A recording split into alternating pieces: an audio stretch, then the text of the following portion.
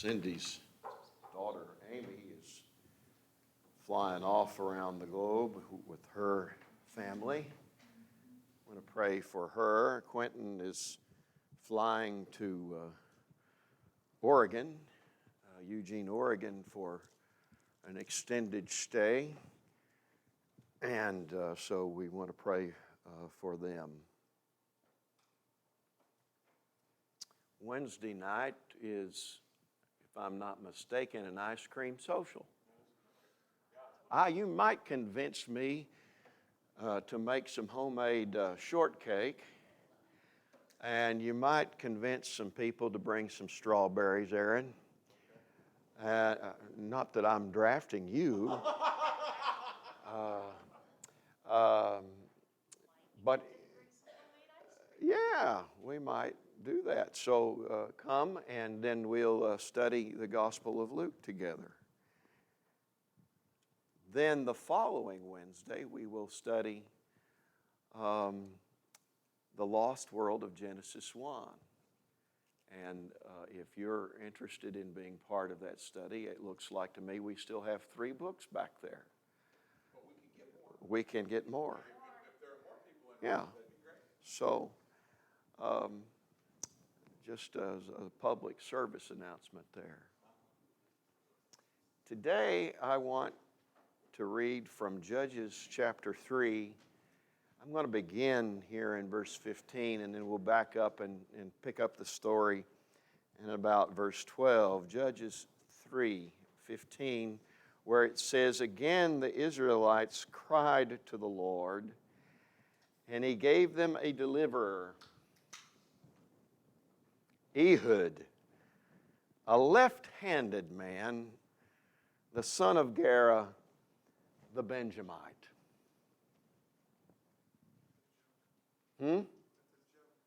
I know. Ehud was a left-handed son of the tribe of Benjamin, which means son of the right hand.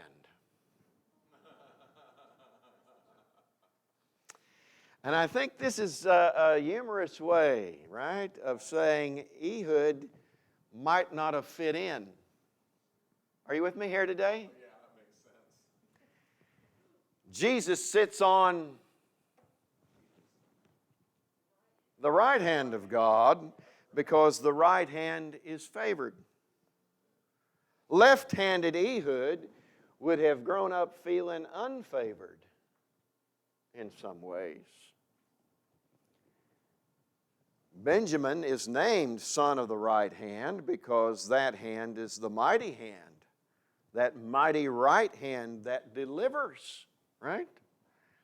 You know, you ever seen in hieroglyphics Pharaoh's right hand extended like this?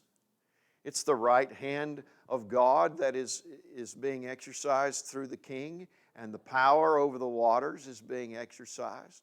And that right hand is the hand of power and blessing. Our word for manual dexterity, skillfulness, comes from the Latin dexter, which means right. Right hand, yes. Left-handed people may want to gripe about all this, I suppose. But because most of us are genetically predisposed to right-handedness and right-eye dominance. Have you ever seen somebody that's left-eye dominant and didn't know it? They can't shoot. They gotta aim. They gotta shoot a gun like this. What a curse! I mean, left-eye dominance, left-handedness. You know, it just doesn't. It's inconvenient. You ever sit down to eat with a left-handed person? It's just like trying to guard Jalen Brunson. I mean, just bang, bang, bang. You know? And so we say that the correct answer is right on, man. Yeah? It's all right. We used to offer people the right hand of fellowship. And when I was a kid, left-handed children were sometimes trained to write with their right hand because we didn't want to sentence them all their lives to write like this, right? So that they could actually see what they were writing. Yeah. Most municipal golf courses are laid out so that out of bounds is to the left. That's not necessarily the case at high-end golf courses, but you don't want to have right-handers with right hand out of bounds because the average golfer slices the thing and you're constantly going to be in trouble, okay? But in the ancient Near East, left-handedness was more than a social challenge. It was a ritual uncleanness. In some places, the left hand was reserved for only the unclean tasks. Are there no left-handed expressions? Yes, you can receive a left-handed compliment. Yeah. And that means that the compliment is clumsy. Now, lefties don't let me lose you here. I'm feeling your pain. A compliment is left-handed because it involves a double meaning, with one of the meanings suggesting something negative, right? A speaker can pretend to be naive about the double meaning and pretend to just be complimentary while actually be giving you a zinger, right? That sermon went everywhere preaching the gospel.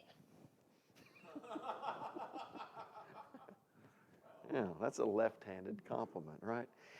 And I suspect it is this kind of gift for left-handed praise which accounts for why God chose Ehud to deliver Israel.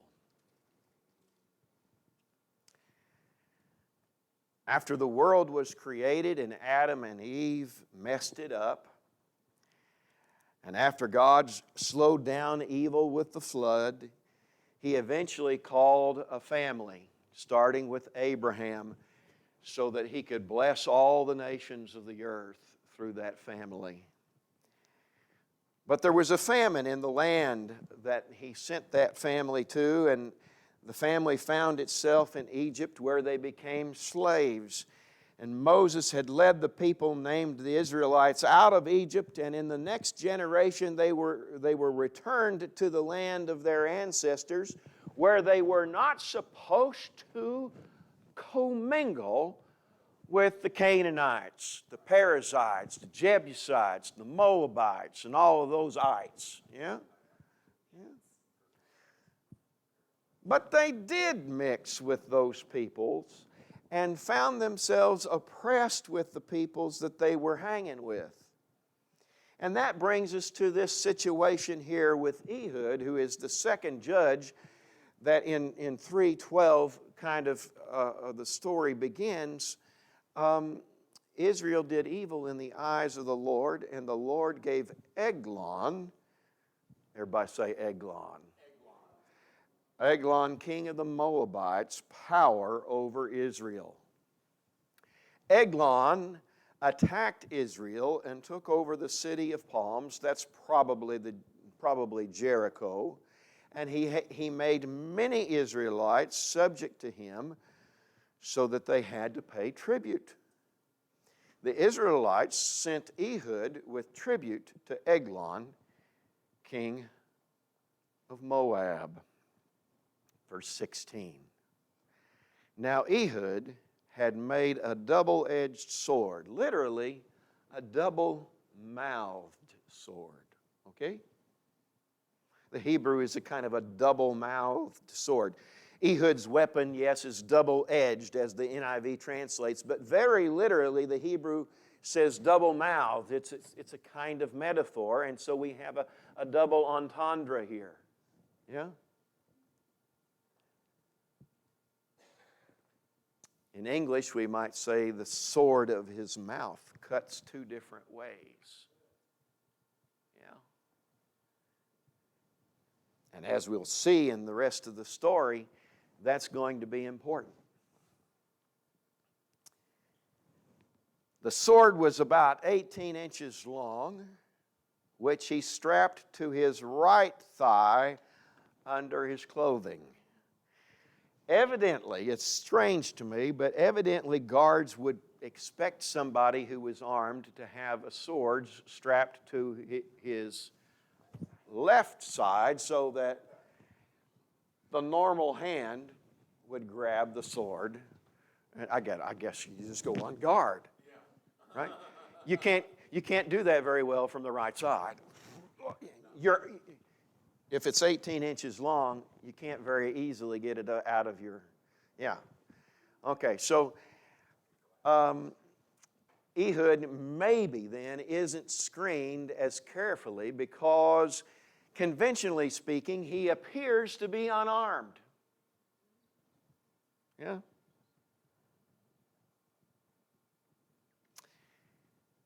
Verse 17 says, he presented the tribute to Eglon, king of Moab, who was a very fat man, the NIV translates. Now, we in English hear that as a fat-shaming criticism.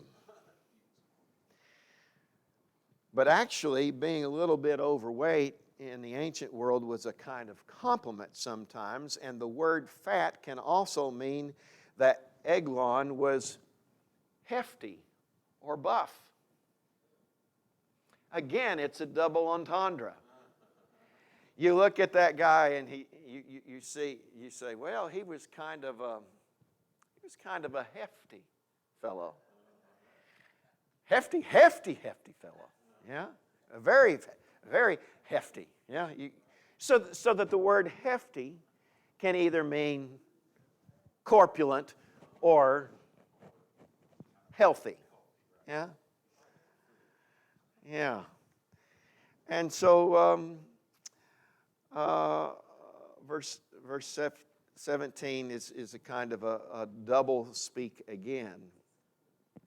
Verse 18, after Ehud had presented the tribute, he sent on their way those who had carried it. What's going to happen is going to happen with Ehud alone. He's not going to depend on all his buddies to get him out of whatever trouble he gets himself into. Yeah?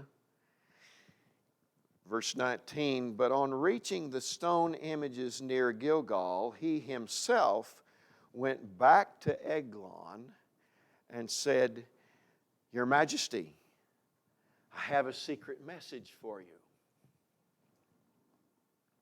Now, when you go to idol shrines like those at Gilgal, sometimes or occasionally you might, in the ancient world, hear an oracle. Like the Greeks went to the oracle of Apollo. And if you got as far as Apollo and you came back, somebody might expect that you have heard an oracle. Yeah, okay? And so that's kind of what I think Eglon thinks is coming back to him, right? He's got this secret message from the oracles of Gilgal. Yeah? And that was very often a kind of discreet form of political wisdom, which shouldn't be shared widely. And so the place can be cleared so that Ehud can give this very special message from Gilgal. Dabar, the word or message, can also mean a thing. And so Ehud is literally coming to the king and says, King, I've got something for you. Yeah? Or, I've got a special message for you. Yeah?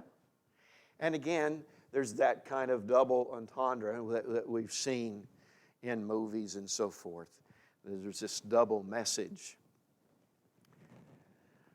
And so the king says to his attendants, Leave us, and they all left.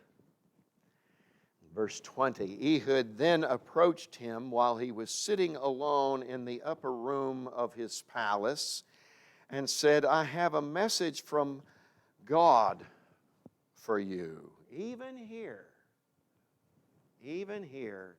the word God, Elohim, right, is a double entendre. Among the Moabites, Elohim means gods. It is even in Hebrew, plural. So the word God in Hebrew is a plural word. But the Hebrews meant Elohim as one God. But the Moabites would have heard it the gods. Yes. Once again, we have this double-edged, double-mouthed kind of message. And so Ehud's tongue is cutting both ways. The king thinks Ehud is saying, the gods want to speak to you. And when he is saying the one, when I think Ehud is actually saying the one true Elohim needs to speak to you. Yeah. And as the king rose from his seat,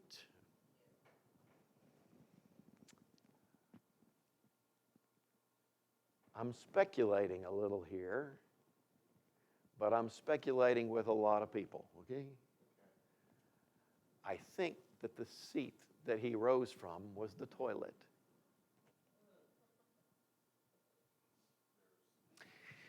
The word palace here is an ambiguous word. It's kind of a private upper chamber that the king has. And I think Ehud rises from the seat. And Eglon, not Ehud. Ehud reaches with his left hand, drew the sword from his right thigh, and plunged it into the king's belly. And even the handle sank in after the blade, and his bowels discharged. Is that me? Thank you. Anyway, even the handle sank in after the blade, and the bowels discharged, and Ehud did not pull the sword out, and the fat closed in over it. And then Ehud went out to the porch, or out of the porch, right? The NIV translates porch. I'm telling you that the thing can be translated privy. Yes, it makes sense because he goes out and he locks the doors from the inside, right? Yeah. So Ehud went out of from the porch, shut the doors of the upper room behind him, and locked them. And then the NIV admits that the translation of porch is uncertain. But the most obvious choice from the story is to translate not porch, but something like privy. Right? I would probably translate verse 23 this way. Ehud, shutting the doors and locking them, went out the privy. How does Ehud get out of this closed chamber?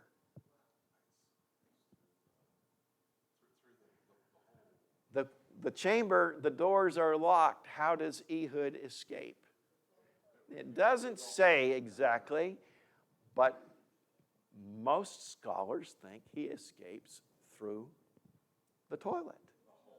He drops through and he goes out the toilet drain and out of the palace unnoticed by all of the attendants who are outside the locked doors waiting for the king to come out of the privy. Yes, yes. this also explains verse 24 in a more full fashion. After he had gone, the servants came, after Ehud had escaped, the servants came and found the doors of the upper room locked. And they said, he must be relieving himself, literally covering his feet. Right? He must be covering his feet, which is a euphemism for going to the bathroom, which is a euphemism, right? Even in English, right? And in the inner room of the palace. And so we know that there's a privy there, and this explains why the odor wouldn't have been an immediate cause for alarm. And they waited to the point of embarrassment, it says, but when he did not open the doors of the room, they took a key and unlocked them, and there they saw, literally beheld. They beheld, take note, their Lord fallen to the floor, dead. While they waited, Ehud got away. He passed by the stone images. Again, a double entendre. He didn't just walk by them. No, it's a kind of euphemism for ignoring totally. They're supposed to protect Moab, these idols, and he just completely ignores them and escaped to Sarah. And when he arrived there, he blew a trumpet in the hill country of Ephraim, and the Israelites went down with him from the hills, with him leading them. Follow me, he ordered, for the Lord has given Moab, your enemy, into your hands. And so they followed him down and took possession of the fords of the Jordan that led to Moab, and they allowed no one to cross over. At that time they struck down about 10,000 Moabites, all vigorous and strong, not one escaped. And that day Moab was made subject to Israel, and the land had peace for 80 years.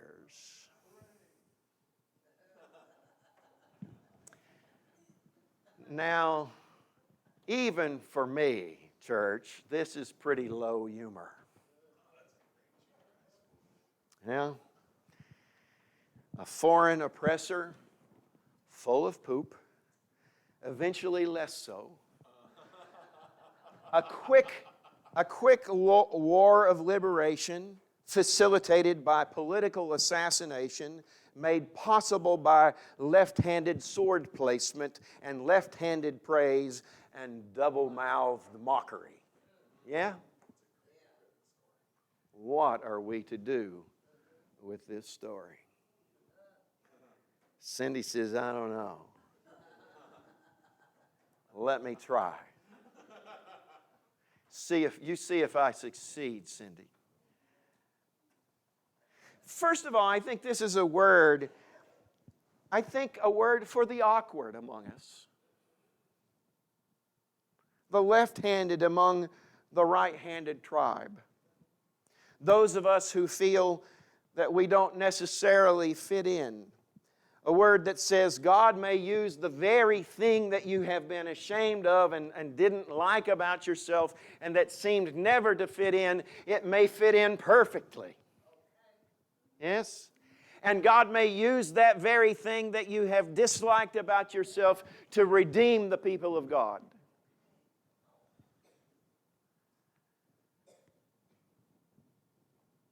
Those places in your life and identity like and left-handed Ehud are those experiences and sensitivities that will allow you to connect with certain people in certain ways, and that God may use in mighty ways in a hostile world.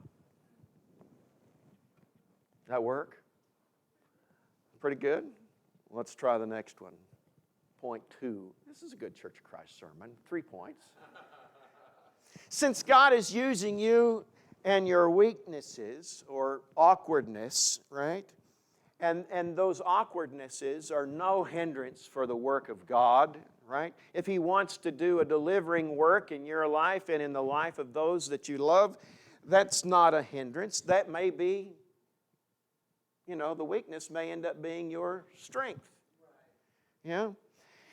Since it is God who is using that, those of us who feel that we don't fit in, we can enter in to the very den of the Moabites and stand up with courage against the king of the Moabites, stand up with courage amidst the many who are arrayed against us, even if we're all alone, right? And we can do this impossible thing with courage because it is God who is doing it, right? Yes? Do you get it? It may be the courage to speak up for the least. It may be the courage to be faithful when others don't understand your commitments. It may be the courage to say, I'm sorry. It may be the courage to address the sinful strongholds that have dominated your life. It may be simply the courage to trust that in life or in death that God will protect you and will protect His people. You can go into the very palaces of Moab, trusting that He will save you from the toilet muck of Moab.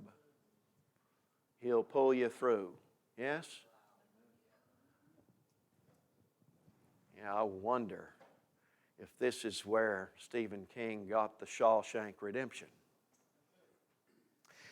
Third, try this one on. I think this story is a word about the dangers of assimilation to the gods of the wider culture. We know from the introduction, and I'll deal with that in more detail as this series progresses, but the dangers of assimilation, the dangers of just fitting in with the gods of this world, of the wider culture. The Israelites, in other words, start acting like and start borrowing from and then marrying and combining cultures and moral systems with the peoples of the land. And that's when they begin having a hard time driving out the oppressors of their life. And one of the chief ways that people begin to assimilate, listen to this.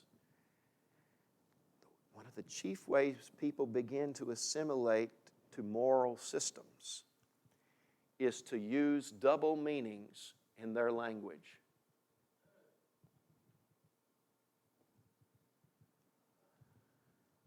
China and Taiwan have a one China policy. Are you with me here? Now, communist China wants nothing more than to take over Taiwan, right? But both China and Taiwan feel like they belong